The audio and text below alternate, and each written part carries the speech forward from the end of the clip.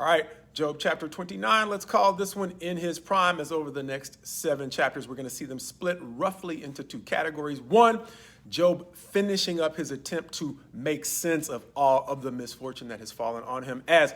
all of the older men are going to go silent, as a young man by the name of Elihu is going to step up and offer his opinion over this set of 7 chapters. But in this chapter, Job is going to talk about his prime in roughly 2 sections. One talking about how smoothly things seem to go in his personal life, but also how smoothly things seem to go in his public life, as Job is going to use a description in his personal life that might seem somewhat obscure, as he says his steps were washed in butter and the rock used to pour out oil for him, which, even though it might sound like a strange description or metaphor for how things were going for him, the rest of the chapter is going to suggest that life was smooth. He's going to say that that era of his private life was marked by God's light, his friendship, and his presence seeming to make things fall into place, as Job was surrounded by his children, and we probably cannot blame him for missing the presence of his children now, and likewise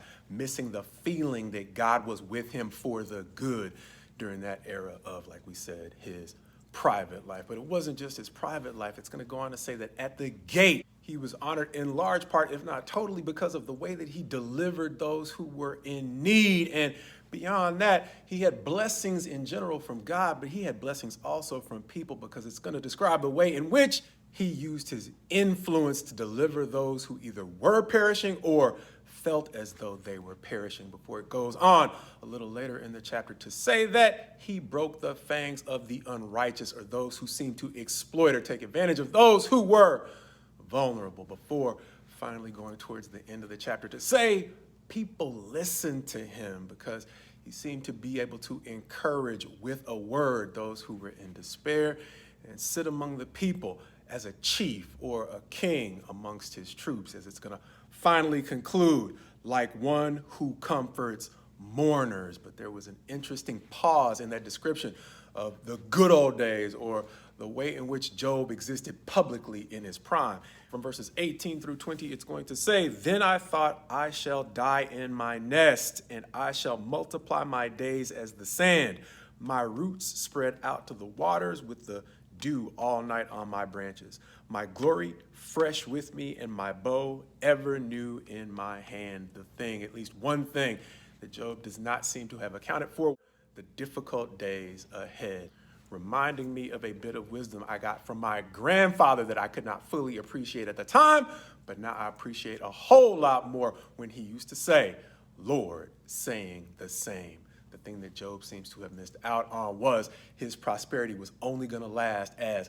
God was on the same page with the way that things were already headed. But Job did not wish or envision the days ahead in folly or in error, because he was actually going to end up better than he found himself in the good old days. And even though the word warns us against having a vain longing for the good old days, remember the temple itself was an anchor for Israel to turn back to in times when they had strayed from their days of prosperity, so they could not simply look back and say, "Man, didn't we have it great during the time of the temple?" But they could, in addition to longing for something better, they could plan their way to recovering some, if not all, of what life looked like when they were in their prime. And so in this chapter, where Job likewise is looking back over life in his prime, even though he seems to think it is all lost, it is not. Because the Lord is, as my grandfather used to say, saying the same, or on the same page with Job as Job longs for